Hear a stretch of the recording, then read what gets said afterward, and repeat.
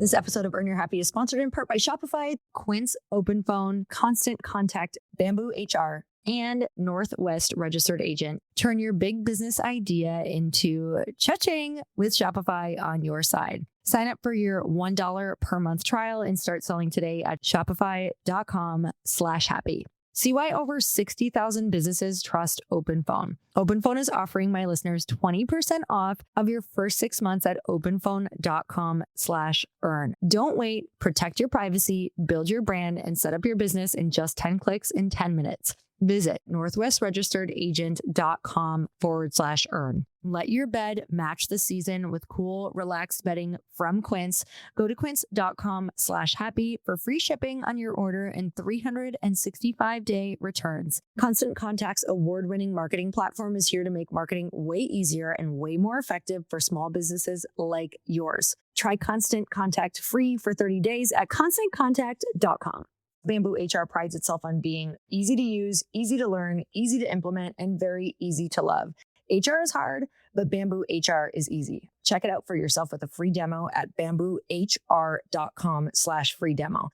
These amazing exits are happening and they are huge. And the numbers keep hitting records as these founders exit because women are predominantly the consumers out there, right, that are making the decisions. So if you have a woman who is speaking to female desires and problems and challenges, then it's going to work.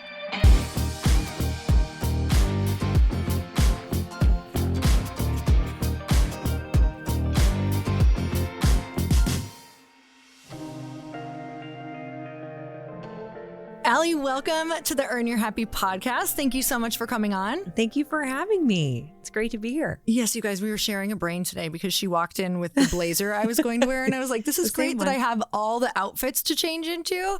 But I'm just so excited to be here in person with you. Last time I got to be in person with you was at one of your events. Yes. Yes, the Female Founder Collective. Where was that? It was this beautiful, it was our retreat. Yes, your retreat. Maddie's Tavern. Okay, Maddie's Tavern. I couldn't remember the... Which is now like popped off. It is so cute. Now I see it online everywhere and I'm like, beautiful. I was there. It was the best event. It was so great. Aww. Yeah, you're someone who is such a cheerleader for women. And that's really what I want to get into today. So I'm really excited to talk about Female Founder Collective, how that all started, the 10th house, all the things that you're doing. Amazing. But I want to go back to where you started because you've worked for a lot of really big companies. Yeah. You've worked for Goop, Refinery 29, The Knot. Tell me about those experiences and just at what point did you start Female Founder Collective?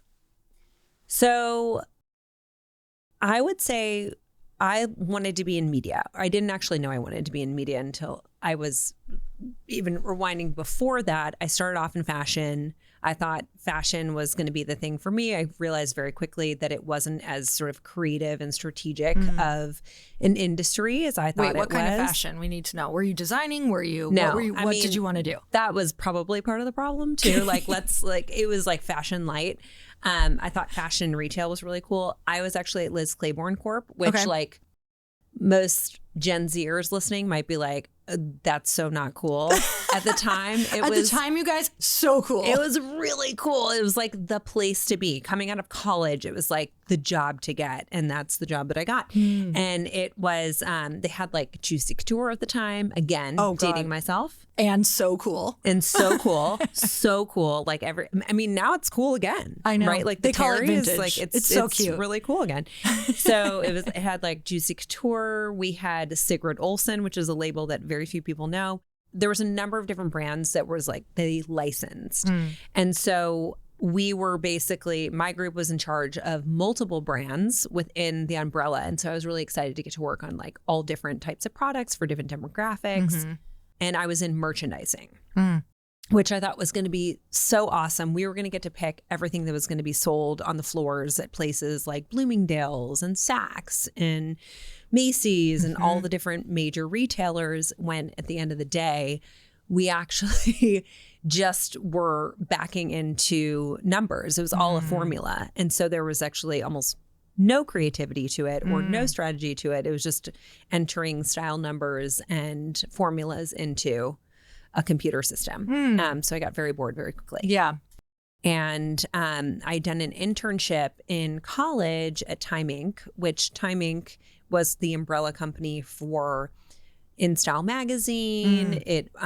We had Time magazine, obviously, People, and I worked in the law department, which was really cool because I got to see all these contracts being done, which sounds sort of boring as well, but it was actually very interesting because we were dealing with talent. So it was like, what could they put on the cover of specific magazines, and what were the rights and usages behind all of those things. And so we were actually talking to talent and their attorneys and negotiating those deals. So it was a very fun. Wow, you got to learn a lot. Yeah, I too. learned a ton. And also, like with media, there's a lot of rules and regulations. And so, when there would be a major story done or major shoot that was done, I was doing some research around like how could we use those things, and just to make sure that none of the titles got in trouble. Long story short with that, loved that experience. But I just so happened to be super bored in my fashion job my fashion job, merchandising.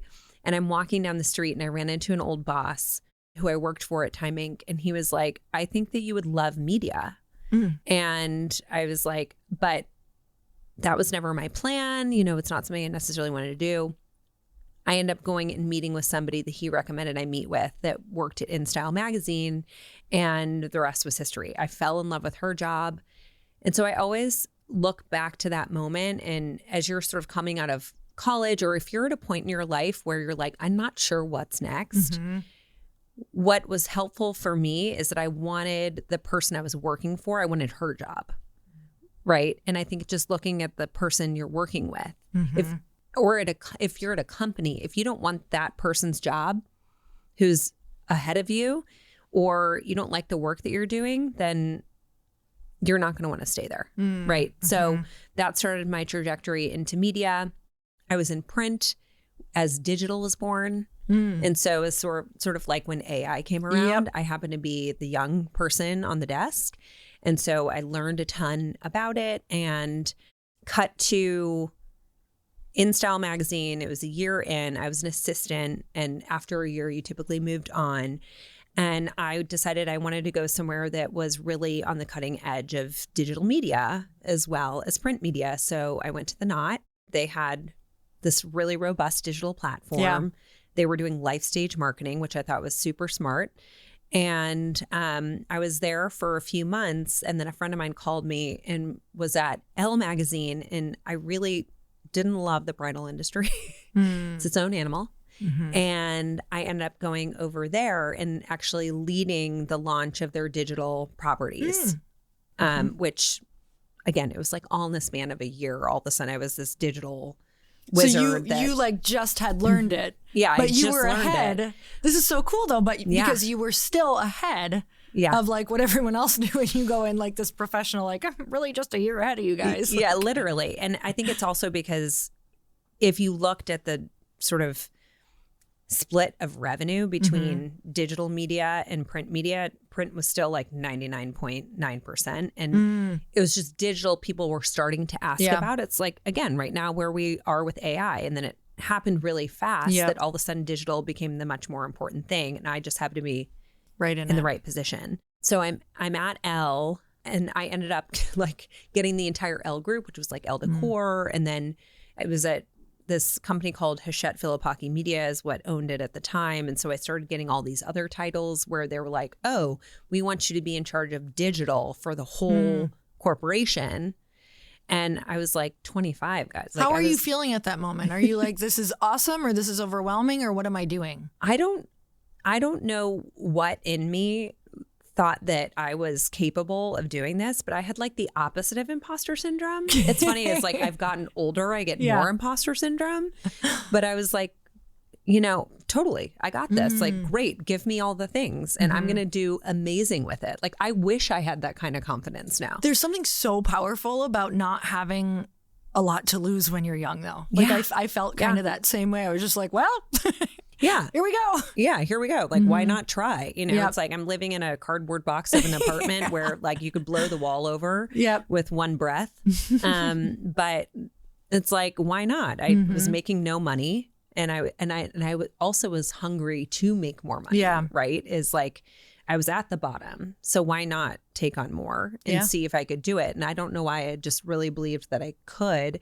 but it was also because no one else around me, I genuinely believed, and I genuinely did have more knowledge than the people around me, just because I was the only person paying attention to digital media at the time. Me and my other colleagues that were also like 25 and 26, we were like, look, this is so cool. And so we ended up in charge of this like massive P&L at a very young age. And we took L basically as far as it could go. And the funny thing is at that point in time, like this is how little was known about digital media at the time. And maybe not everybody listening will understand this, but I met with the CFO of the corporation, and he was this French guy from France, like running the US market. And this was, it was a major corporation, right? We had multiple floors of a building in Midtown Manhattan, just to like give a sense. And I'm meeting with him. Here I am again, like 25. And he's like, I know that you have doubled revenue year over year. I need you to do it again, but I need you to do it in 6 months. And I'm like, we're sold out. And he's like, what do you mean you're sold out? Because with a print magazine, if you notice, like in a September issue of Vogue, the book is really thick, right? Because they just keep adding ad pages, and that's how you get up a ton of revenue for that time frame. With digital media, your only inventory are the eyeballs that are coming to your site. So if you don't have enough people coming, you can't sell anymore. So we're sitting there and we're selling all of these spaces, and we had totally sold out of all of our space. And I was like, I can't possibly do that. So he's like, sorry, like too bad, like you're going to have to figure it out. So I'm given this huge sort of ultimatum by my boss's boss's boss.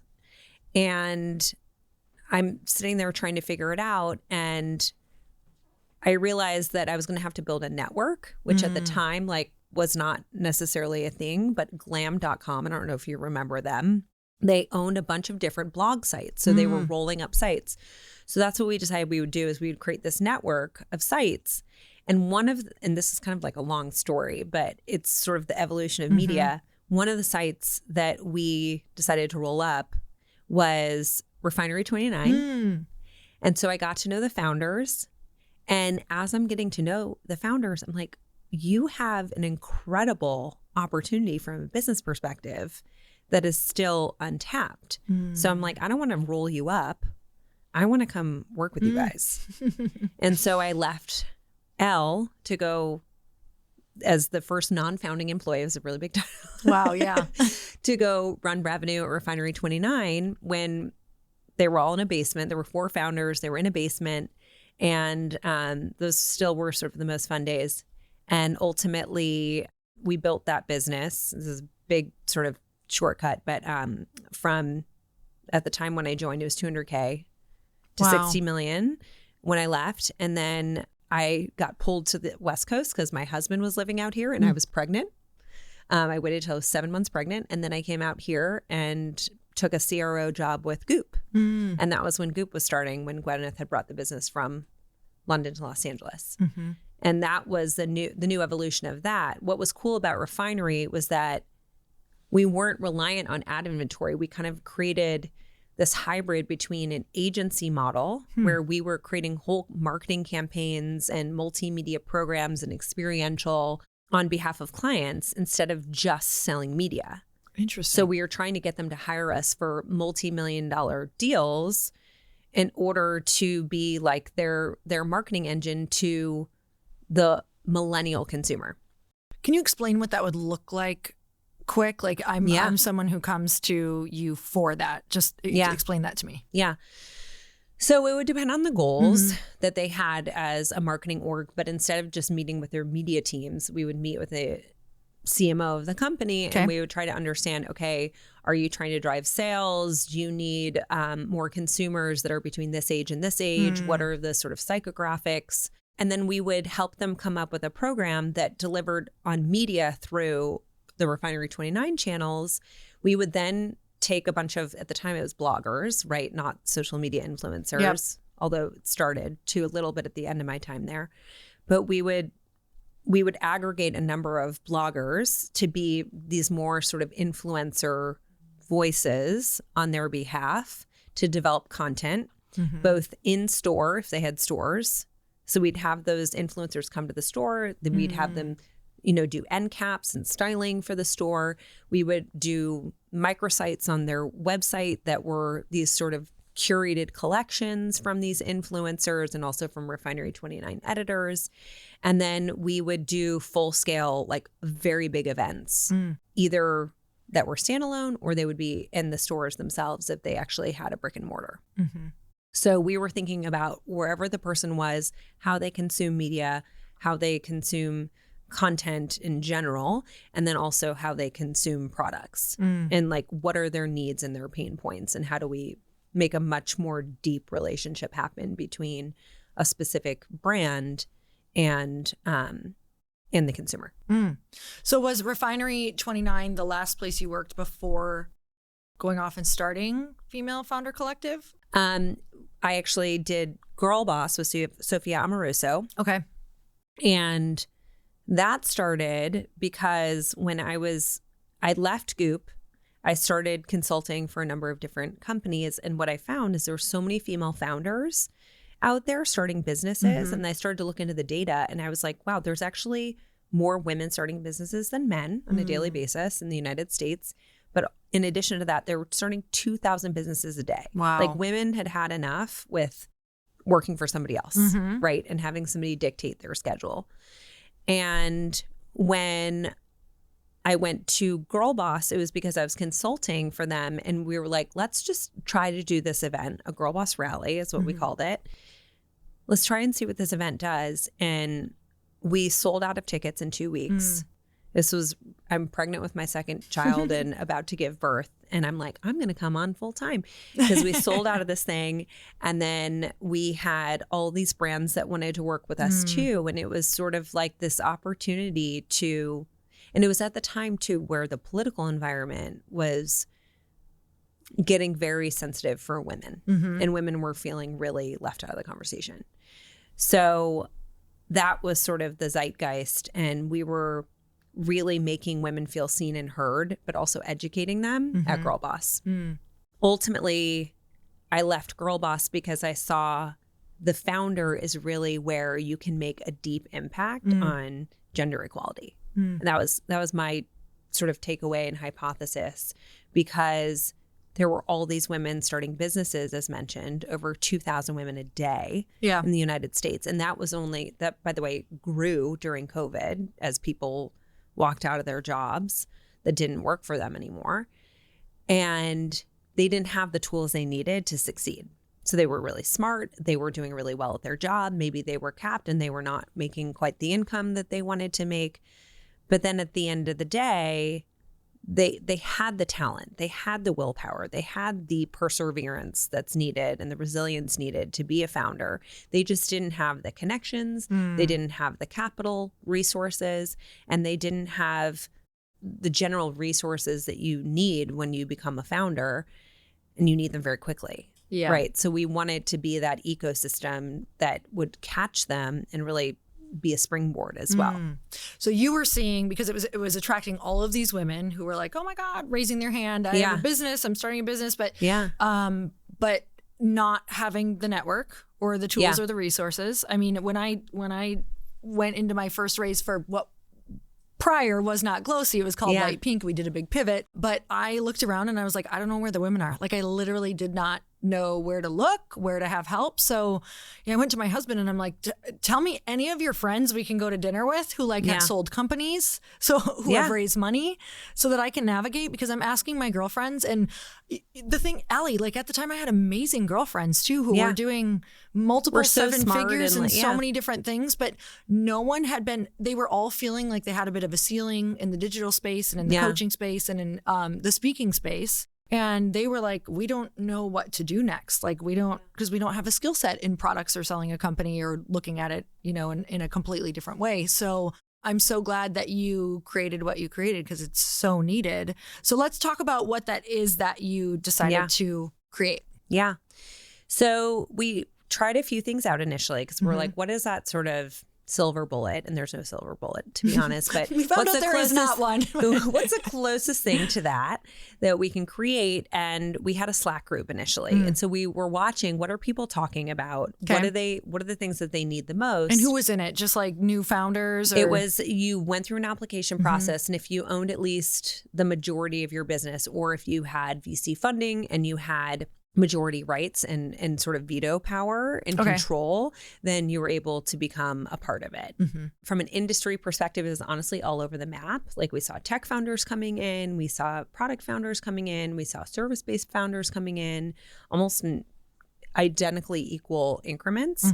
So what we ended up doing is we started splitting people out by cohort, which were specific to industry. Okay. And the reason why we did industry is because when you're thinking about Glossy, you're sitting there and you're like, okay, so I need a co-packer or I need, which is like a term that somebody who is in fashion isn't even going to know what you're talking about. Right. Or maybe somebody who has a SaaS business is like, what? I don't know what a co-packer is. Or a consumer business needs a 3PL, whereas a SaaS business or a media business, like, we don't. That was actually a term that I heard for the first time, honestly, in Female Founder Collective, right? Because I'd never needed one before.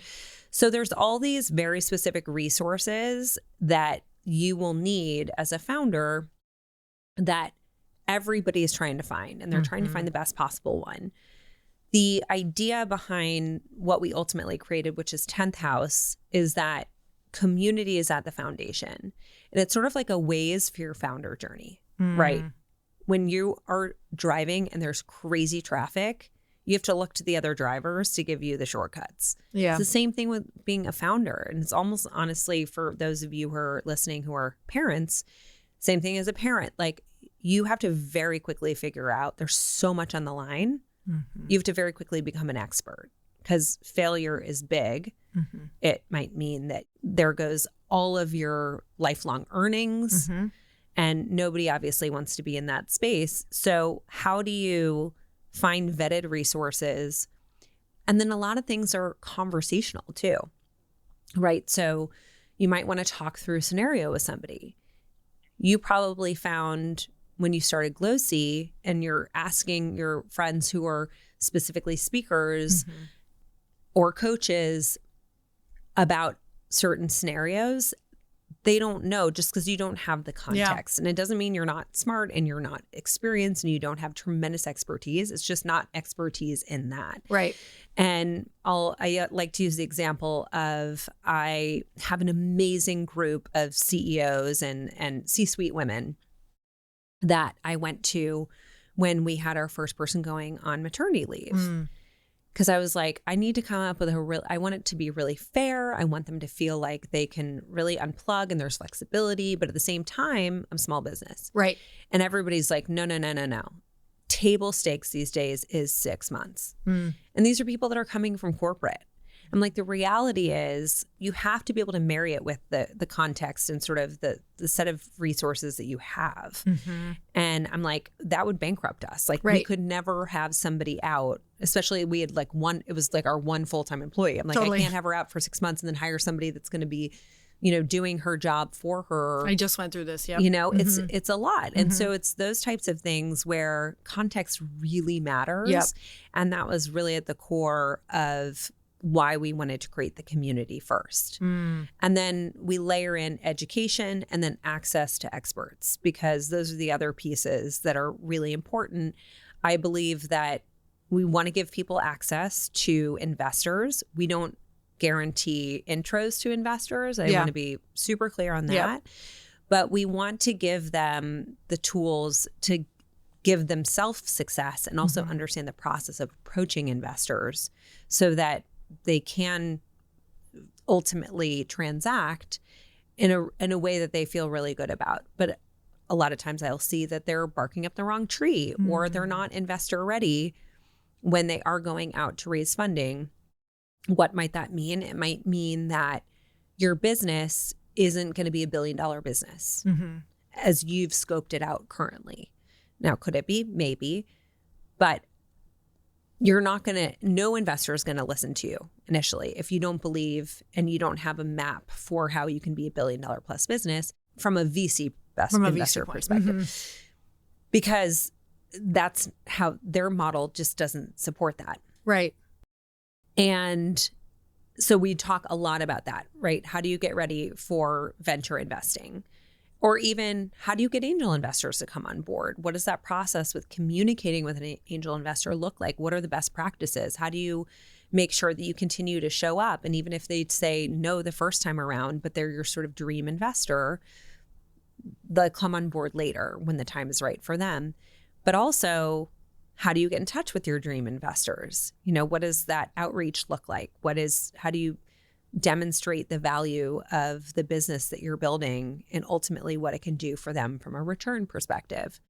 So we talk a lot about some core principles in our programming inside of our membership so that people really can start to understand and they can jump in and out as they wish.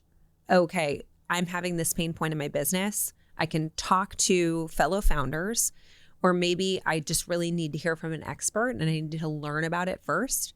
I can go and watch from over 300 hours of programming, or maybe there's something that is upcoming shortly that's virtual or in person that I can be part of so that I can solve my problem very quickly. But the idea is that you can kind of map your own journey and you can connect with the people you need to connect with. And then the third piece of it is really the access that I was talking about. Yes, we have people coming in and guiding workshops, but we also give you office hours access to all these different mentors and advisors that are in different industries. So you can search people by different industry, and then you can book time with them that is paid, which, by the way, I'm like, I can't tell you how many times I would do that. I'm like, I wish that I had this when in the beginning of building things to prevent the mistakes that I made that are so much more costly than like a $300 session with somebody who is vetted, knows what they're talking about, and that's going to give you the right advice and the right answers. So that's sort of the ecosystem that we've built. And it's really been for founders that are just starting out on their journey. And then now we're sort of going to go to founders that are further along and sort of reaching a ceiling. So I just asked you what you were excited about before we hit record on this. So I want to get the full scope of everything you're doing. And then we're going to kind of dig into, what you see is common themes of how women are holding themselves back, all of that fun stuff. But let's talk about, I asked you what you were most excited about, and you said, well, we're going into this whole other venture of really helping more women to exit. So let's talk about what you're doing. Yeah. So what we found is that we had founders come in, and this was in 2018, that we launched Female Founder Collective. There's a lot of founders who have grown since then, obviously, through the passage of time. And now they're at multi-millions in revenue. Like who have been in your program. Who have been in our program, but then they've maybe rolled out because they're like, okay, I have my foundation. I know what I'm doing now. Now I need to hit scale. And they're at a point in their scale where I'm starting to see, and it's really sad, but it's sort of binary. There's either those founders like Alison from Poppy, who just exited, Andrea from Touchland, who just exited. You have Veronica from Siete Foods just exited. Like, these amazing exits are happening, and they are huge. And the numbers keep hitting records as these founders exit, because when women build a business that uses the best practices, it really works. But also, women are predominantly the consumers out there, right, that are making the decisions. So if you have a woman who is speaking to female desires and problems and challenges, and it's going to work. At any rate, you're also, on the flip side of that, very sadly seeing, especially in the consumer side of things, founders who have amazing businesses that are falling off cliff because they start seeing a wall when it comes to capital, right? And they might need just a little bit more capital to sort of reach that next level in their business. Or they didn't bring in the right resources at the right time to get them to that place where they can exit and have a really meaningful piece of the business still where it creates generational wealth. Or maybe they don't want to exit. Maybe they want to always stay with their business because they love what they're doing, but they still need to make a good living doing that. And so maybe they want multiple bites of the apple, or maybe they want to figure out, how can I structure it so that I'm making enough money in my company and there's enough cash flow in the business where I'm totally comfortable to keep doing this as long as I want to do it. Yeah. So we wanted to bring together those founders because there's literally so many of them. We're having these conversations, and we wanted to start bringing people into the room that they haven't yet started to meet with, because there's sort of there's that imposter syndrome piece where you're like, I'm not at a place where I could be like exiting yet. But it's not too soon to start having those conversations. In fact, you should really be thinking about it early, because you don't want to give away too much of the business. You don't want to set terms with outside investors that come in that ultimately are going to dilute the integrity of what you're building as well as what you're going to ultimately take home. And so we really wanted to educate founders around, here are the terms and the types of things you're going to see come up on term sheets or in negotiations that you should start thinking about. On the private wealth side of things, here are some ways that you can start structuring things so that you're setting your business up in the future for success, right? Like qualified small business stock is something that a private wealth individual talked to me about recently. And I was like, well, what is that? Yeah. And she's like, did you know that, and I'm going to get the total number wrong when I quote this, but it's something like you make 30% more or more than that if you structure your business as an Inc. versus an LLC. So it's like starting to think about those things for your business, but you have to have it structured that way for at least 4 or 5 years. So you need to be in position to be in position. So we're creating a community really for the scale up founders to start backing into what's at the end of the road for you, right? What is your pot of gold at the end of the rainbow? And for everybody, it's going to be different, but we can create a custom journey for you, and we can equip you with the right tools, the teams you need, right? Like, who do you need to even be talking to? I think a lot of times there's a lack of knowledge of like, who should I be connected to? Like, totally. Are they bankers? Like, am I big enough to talk to a banker yet? At what point do I start talking to a banker? Or should I be talking to somebody in private wealth? I'm not rich, right? Yeah. You're thinking in your head, like, I'm not big enough to be doing that. Right. When the reality is talking to them earlier is so much better, because then you can start to plot out, you start to create these relationships, you start to understand these nuances that are going to come up later, so that when you do come to that sort of fork in the road, you understand which direction to take, and you're not as confused, and you're not making a decision out of fear and urgency. I believe in what you're doing so much. I mean, I've done so much of that throughout my whole career, and I think a lot of that is like the only reason I've been successful, because I've also still failed a lot, but if I compiled the other failures that would have happened without help from people who've gone ahead of me, I think I would have I would have stopped a long time ago, because it would have put me down, like would have put me under, or lost so much money. Because you're so right, when you're playing at that level, like the risk is just so much bigger to be able to talk to people to navigate with. So that's going to be so awesome. Yeah. Are you so excited about that one, because you get to also expand in that container? Yeah.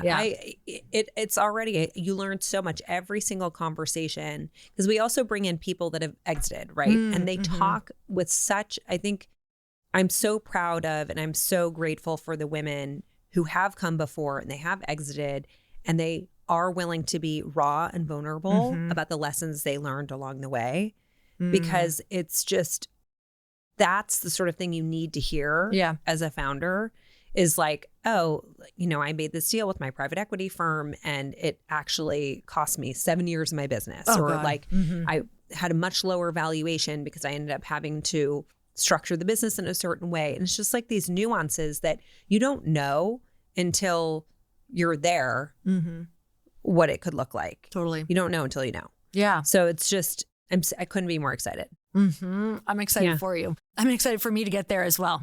I'm like, great. You keep building that out so that I have somewhere that I can go. Already where you are, it's like you're in year 1, but you can start thinking about these things, right? For sure.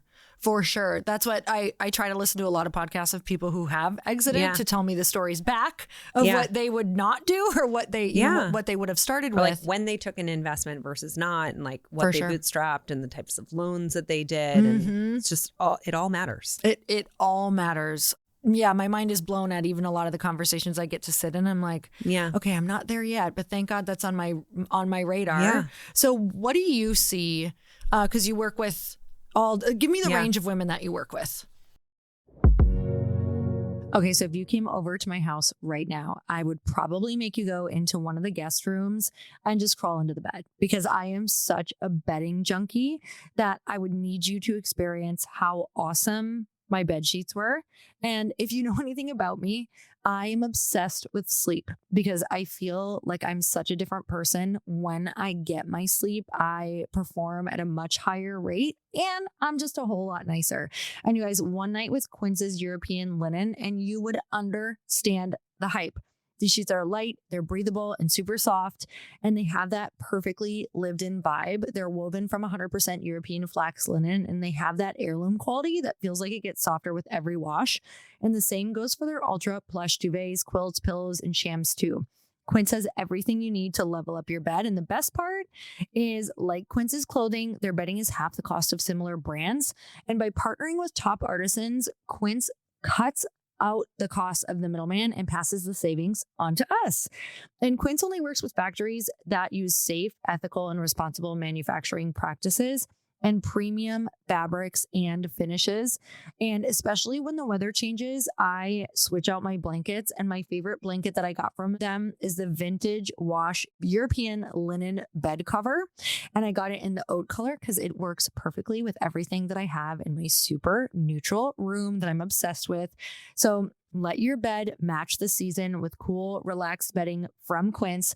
Go to quince.com/happy for free shipping on your order and 365-day returns. That's quince.com/happy, QUINCE.com/happy to get free shipping and 365-day returns. Quince.com/happy. So a lot of you may have seen that my husband, Chris, and I run masterminds. And with that, we get to help scale entrepreneurs' businesses, but we also get to see the inside of their businesses and what they struggle with the most, from software to onboarding employees and creating a company culture. That's typically one of the biggest things. And Bamboo HR is a powerful yet flexible all-in-one HR solution for growing your business. Stop spending countless hours on payroll, time tracking, benefits, performance management. With Bamboo HR, those hours are shaved down to minutes so you can go and do what you do best.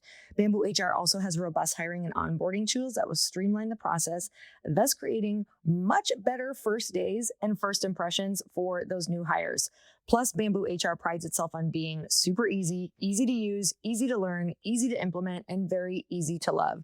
Take a couple minutes to check out the free demo and see how nimble and affordable this valuable tool can be. HR is hard, but Bamboo HR is easy. I can't recommend Bamboo HR enough. Check it out for yourself with a free demo at bamboohr.com/free demo. That's bamboohr.com/free demo. bamboohr.com/free demo. You guys, Chris and I have so many businesses with so many people that are really important to us. Customers whose calls we don't want to miss or don't want to miss communication with. Then OpenPhone is the #1 business phone system that streamlines and scales your customer communications. It works through an app on your phone or computer, so no more carrying 2 phones or using a landline, which Chris and I would talk about all the time, that we wanted 2 phones to just try to keep our lives a little bit separate. And with Open Phone, your team can share one number and collaborate on customer calls and text like a shared inbox. That way, any teammate can pick up right where the last person left off, keeping responses and times faster than ever. Plus, say goodbye to voicemail. Their AI agent can be set up in minutes to handle calls after hours, answer questions, and capture leads so you never miss a customer. So whether you're a one-person operation drowning in calls and texts or have a large team that needs better collaboration tools, Open Phone is a no-brainer. See why over 60,000 businesses trust Open Phone. Open Phone is offering my listeners 20% off of your first 6 months at openphone.com/earn. That's openphone.com/earn. openphone.com/earn. And if you have existing numbers with another service, Open Phone will port them over at no extra charge. Open Phone, no missed calls, no missed customers. So starting from you were just launching your business. Okay. And we actually next year want to introduce a launch program as well. Mm-hmm. But generally when people come to us, they've already launched their business. Okay. They have one. And now they're at a point where they're trying to figure out, okay, how do I grow this thing? Mm-hmm. Right? You know, do I get investment? If I do get investment, how do I allocate those dollars? Do I hire people who are my first hires? And what do the job specs look like for those things? So those individuals that are early stage. Mm-hmm. And then now with our retreats, as well as this new program that we're launching, which is literally coming out next week. So we're right on the edge of it, which is called The Cabinet. Because the whole idea is that you're going to have this cabinet of women who are your advisors, you know, and they're unbiased. They're not on your cap table. Or maybe some of them are, but most likely not. They're not on your cap table, and they can give you tried and true and unbiased advice. But those individuals are 5 million plus. And the reason why 5 is because we found that tends to be the marker where you know what your product market fit is, you know what your business is. Now it's a matter of like, what does scale look like? You generally have more than one employee at that stage. You're investing money in your growth. And it's about fuel rather than about putting the pieces together. Yeah, just trying to figure it out. Yeah. That's so exciting. Yeah. Okay, so what do you see a lot when women come to you? What is like the first place that you feel like you're like, okay, here's all the low-hanging fruit. Here's the main things that they are confused about or working on. So I've been very surprised that a lot of women don't have KPIs or goals. So KPIs are key performance indicators. But basically they'll come and they don't have like a forecast yet. They don't know what their budget is. So I'm like, how can you know where you're going to go without at least, it's all fake, to be honest. Like when you're initially putting together your numbers, like it's total BS. This took me a while to grasp. Like when I was first raising money, it's I'm so like, weird. You're so like, I just make up a number and we try to get it. You're like, and then you figure it out from there. Like then the real numbers come. It's like you have to set an anchor of like, okay, this is what I'm going to try to reach, because then that's going to tell you how much money you can spend. It's going to tell you how much you can invest, right? It's going to give you everything. So it's like, and I've been fortunate to be in every company that I've been in. We've only grown. We've never been in a place where we're like, oh my God, we're going to go out of business. Yeah. And we've only exceeded goals. The reason for that is because before we do anything, we put together our numbers, right? And if you think about it, what's so empowering about it is at the end of the day, it's just math, right? It's like a diet. It's like calories in, calories out. Yeah. Same thing. It's like money in, money out of your business. You have to have more money coming in than is going out, especially in this environment where it's so much harder to raise capital. I just encourage you to put together a model where how can you be profitable? Because that's also the way that you will have so much more control over your business. You're not going to have to make decisions that really pain you. Because it wasn't always like that for a little while, right? Like people were just trying to grow at any cost. For growth's sake. Yeah. And it was just like the model was, I'm going to go raise capital and then I'm going to just try to grow as much as possible with that money.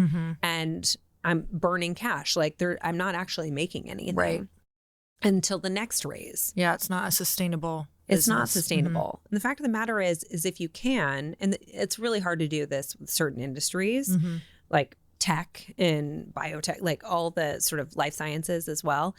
But if you can bootstrap, the really wonderful thing about that is that you are going to own so much more of the business. You can actually build a smaller business and still make a lot of money if you sold it because you own most of it.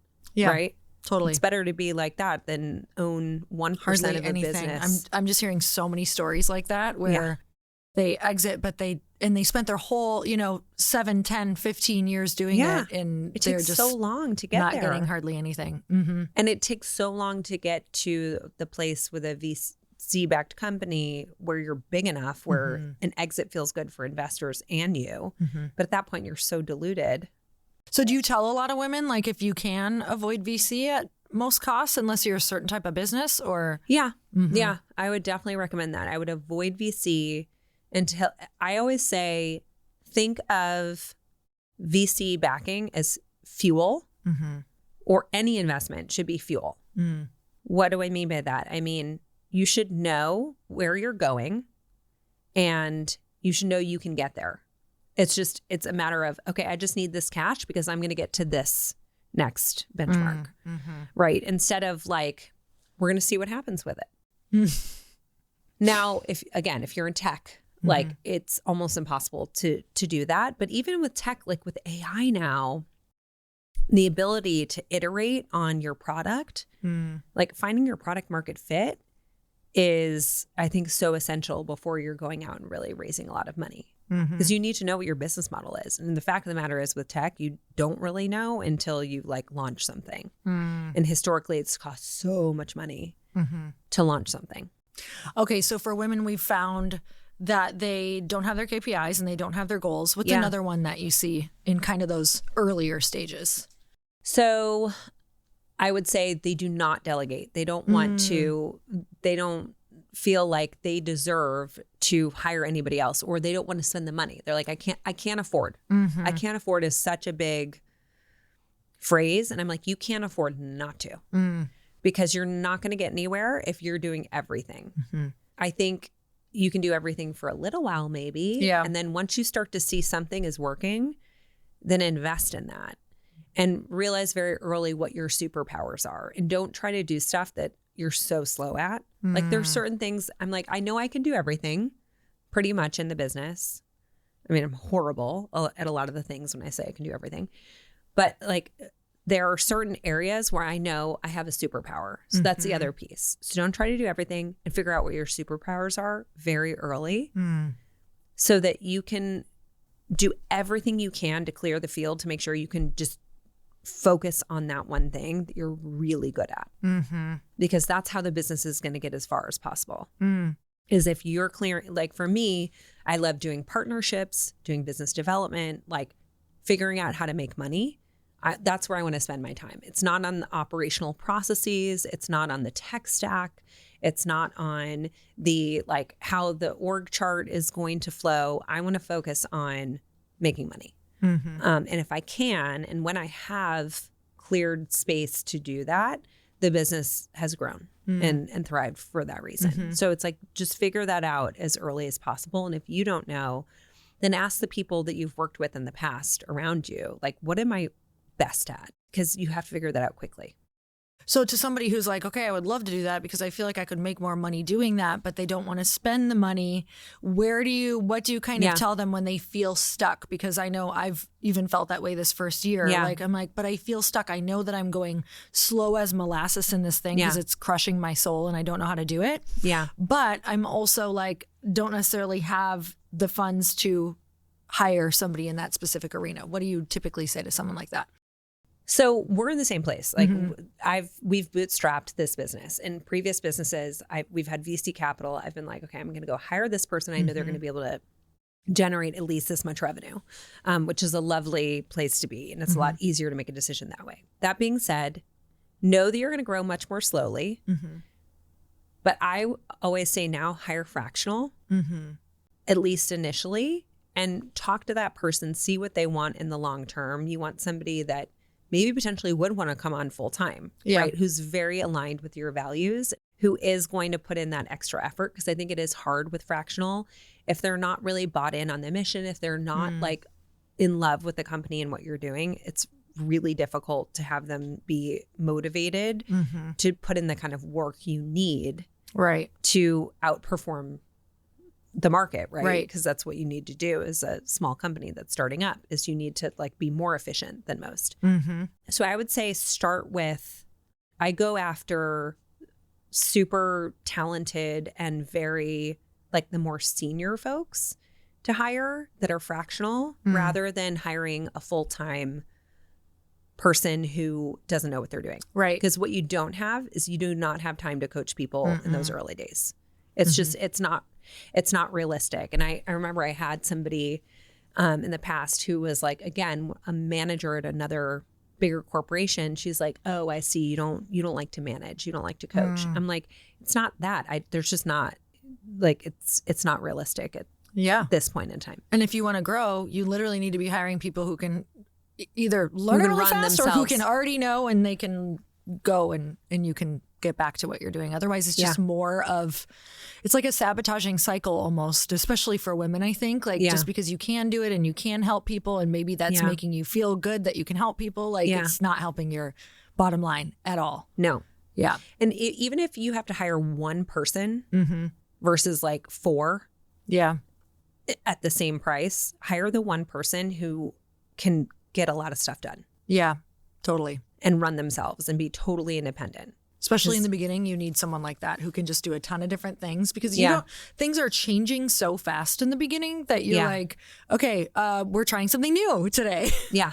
The only thing that you're positive about is change. Exactly. It's so true. Yeah. What are you finding are the insecurities that women walk into those rooms with? I know for me, you know, I've walked into so many different masterminds and retreats. And I know when I walked into, you know, the retreat that I spent with you guys. Yeah. It's just like it doesn't matter how many times I've done it. All of these different emotions come up. Like, am I good enough? Should I be here? Like, these women are so much smarter than me. What do you see when they actually get vulnerable? What do they tell you?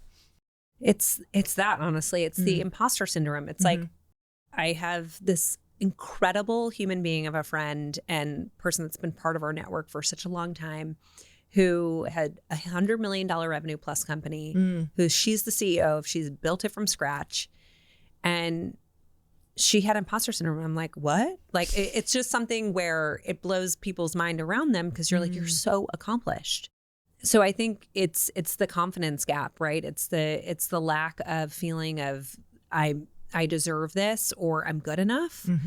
And so, yeah, I would say that that's the most common thing, unfortunately, that I see. But what's amazing is the second they're able to go through the work to remove that, the step function that they have in their business is insane. And it's like everybody around them sees it and feels it. That's the really cool thing. When I first started Glossy, I was so overwhelmed. I felt like I had to do everything on my own because you do, and your to-do list just keeps mounting. But let me tell you, when you're starting off with something new, it just seems like that list is growing and growing and growing, and it can quickly overrun your life. So you have to start learning to find the right tools that can not only help you out, but simplify everything. And that is a game changer. And let me tell you, for millions of businesses, that tool is Shopify, and I am included in those numbers. Shopify is the commerce platform behind millions of businesses around the world, and 10% of all e-commerce in the US, from household names like Mattel and Gymshark to brands just getting started. And I'm going to add mine to the list, Glossy. Get started with your own design studio. With hundreds of ready-to-use templates, Shopify helps you build a beautiful online store to match your brand style. And you guys, I love my website so much that's on Shopify. Go and check it out. Also, Shopify is your e-commerce expert with world-class expertise in everything from managing inventory to international shipping to processing returns and beyond. If you're ready to sell, you're ready for Shopify. Turn your big business idea into cha-ching with Shopify on your side. Sign up for your $1 per month trial and start selling today at shopify.com/happy. Go to shopify.com/happy, shopify.com/happy.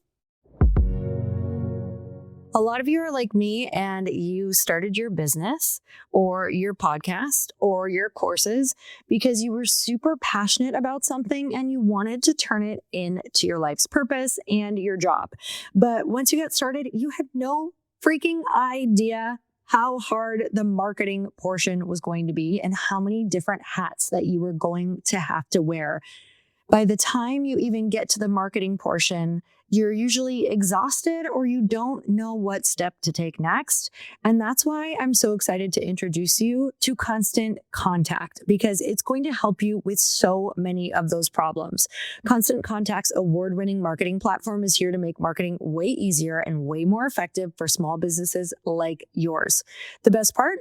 You don't need to know anything about marketing. Your struggle with expensive, slow, and unmeasurable marketing is over.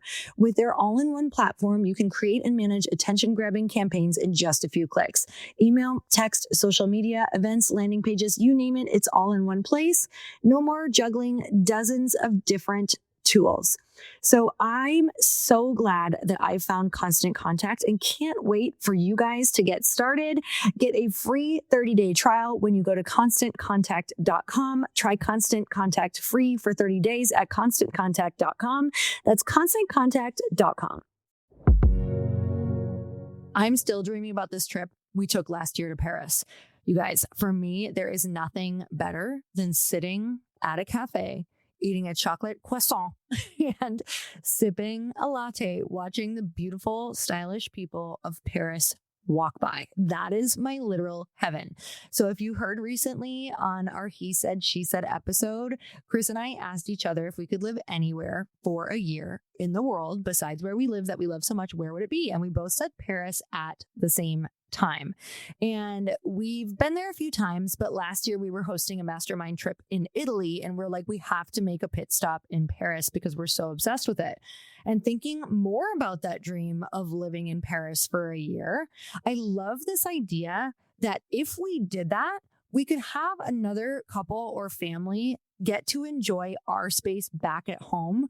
And they're having the exact same experience of trying out their dream location. That way we could make a little extra cash. Our home wouldn't be sitting empty. And with Airbnb's co-host network, an experienced co-host could take care of all the details while we're enjoying our dream of living in Paris. How incredible would that be? Where would you live for a year if you hosted your home on Airbnb and went on an adventure? I love that Airbnb is now making these dreams of living in different places possible. Find a co-host at airbnb.com/host. So tell me about like the process of somebody coming in. Are they gonna come in and is it like a monthly thing? Are they going to retreats? Tell me how that all works. So for the 10th house level, they come in, which is the more like startup phase, earlier stage businesses. You come in and you launch with your cohort, which is your industry.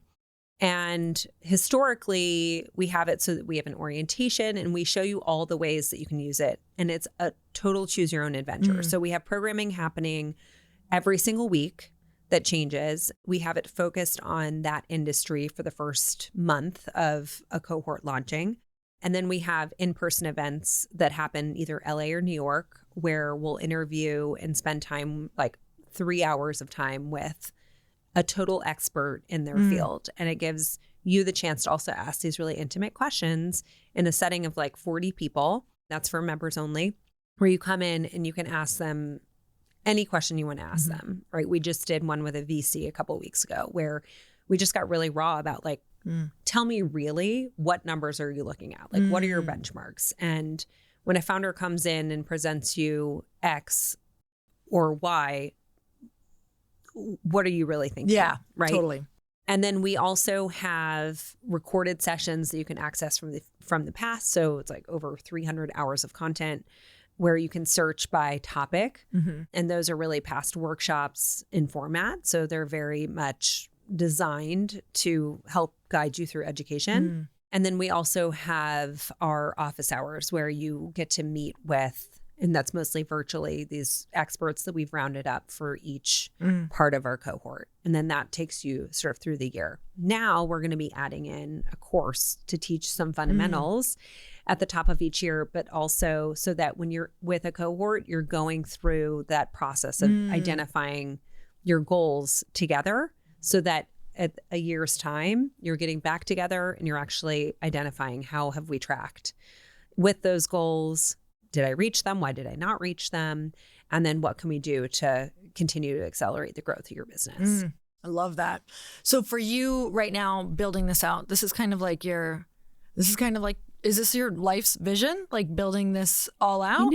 I would say that, I don't know if I would say, I feel like I have a lot of life visions. Yeah. Like there's a lot of like things that I'd like to do. And this is one of the core things where it's just like, I can't help but want to do it. Yeah. You have so much knowledge so and much opportunity too, though. Like, it's like you see these women, you start to see this incredible progress, like the progress that we're seeing, all these women coming out and selling businesses for record numbers. I think that shows that we're making progress, right? Because the more women that do that, they're going to put that back into the system. What are you guys personally struggling with growing this movement as well? Like, what are you finding that you guys are working on right now for you personally? Like, where are you like, this is what I want to break through. This is what I want to get to. Yeah.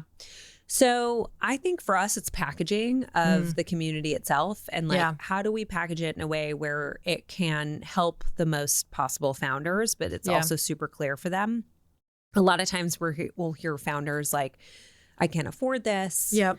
Or I don't have it in my budget right now. Or I don't think that this is valuable. Right. But it's like, because the challenge is that it requires, for them to get anything out, they need to put a lot in. Yeah. And a founder is probably the busiest person on the planet, right? So it's really difficult to make the time to do that. And also convince women how important networking is. Because all the women that we've spoken to that are in the scale up, but also in the process of selling their companies, especially, they're like, the most important thing I had was my network. And Every you know time. this so well, right? Every time, and everyone I interview, it's like when I dig in, they're like, oh, I could have never done it without this person or this intro or this thing or this letter of recommendation from this person. It's like all network.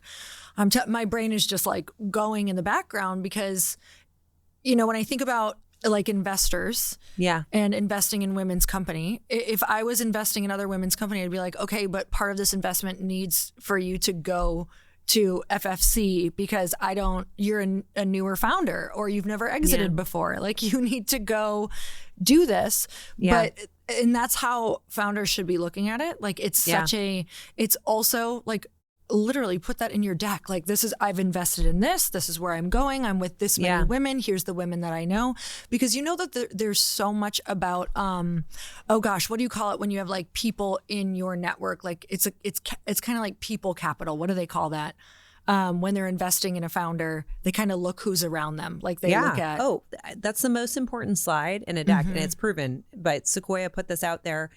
And then what is the name of the platform where you can share your deck and then it shows like how much time investors spend on the decks? Every single time, team is the most important slide. It's just like, who does this person have access to? Yeah. That's when I'm looking at anything, I'm like, who do they know? Who could they ask for help? Like who could help guide them? How often are they talking to this person?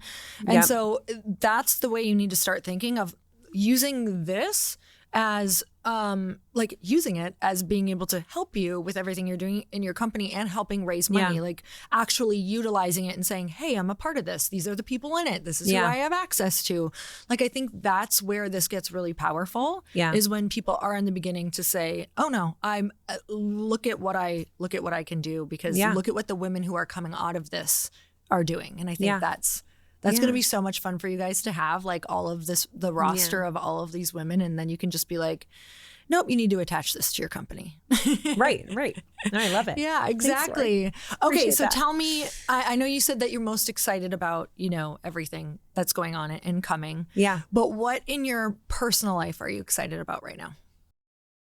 So in my personal life, I feel like there's so much going on in the personal life too. It's been a crazy year. We lost our house and in the fires. Yeah, in the fires. Watching it online. I was like, no. Yeah, it was a really painful thing. Mm-hmm. I'm really excited about how we've built community and that, and in the process of rebuilding, like my husband and I have actually come together and we're trying to create community and support and resources in the same way we've done for FFC, but for our Palisades community as people start to rebuild. And hopefully Altadena too, as they're thinking about, what do structures look like? What is a climate friendly way to build? And what can this look like in the future? How do we dream about it instead of like be looking back and really sad about what's happened? I think it's been so beautiful to see the community come together. And the other thing I'm really proud of too is like my middle child struggled so much with the fires. Like he was so emotional coming out of it. And I've seen him grow so much in like the past couple months even. And it's like, as a parent, like that was like the hardest thing to go through, is to watch your kid suffer and feel sort of helpless on how to support, because you're like, I can't take away the pain. I can't take away what happened. But it feels really good when you work on something and you see positive results.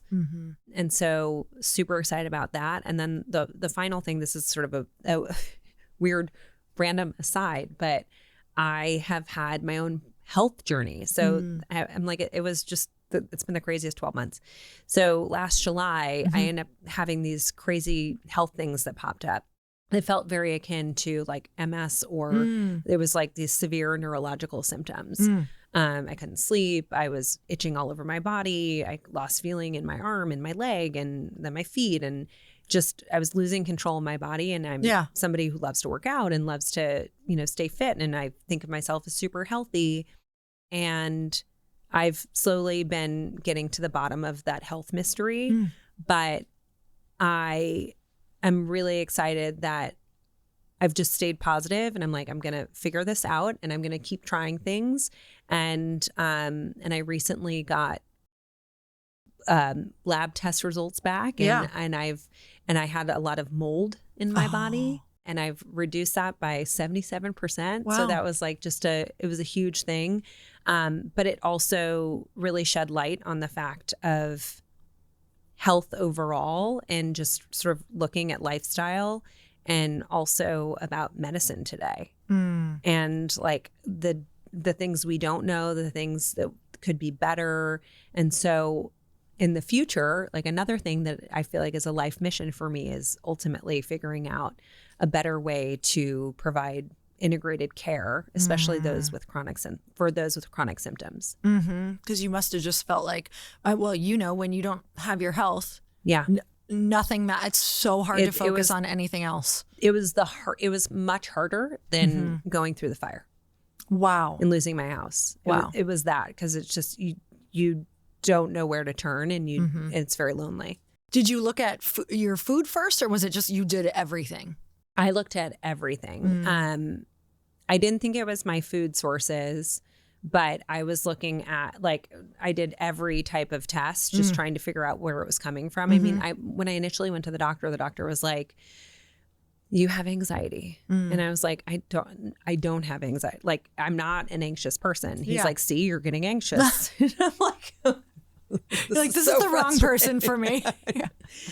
But yeah, it was like this gaslighting that happened. And it's like, in your gut when something is not right. And I'm especially attuned to my body. I was a college athlete, and it's like, you just know when something is not functioning optimally. Right, totally. And it was just the trying to find a doctor piece that was really tough. And like finally finding a doctor that would stick with me, she's an acupuncturist, and she was this dreamy human being who just kept going with me on the tests. Oh, I'm so glad. Did you just keep asking everyone?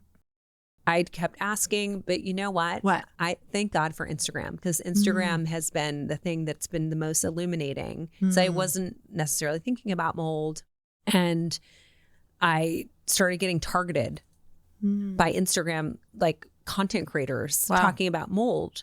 And it was really eerily similar to my symptoms.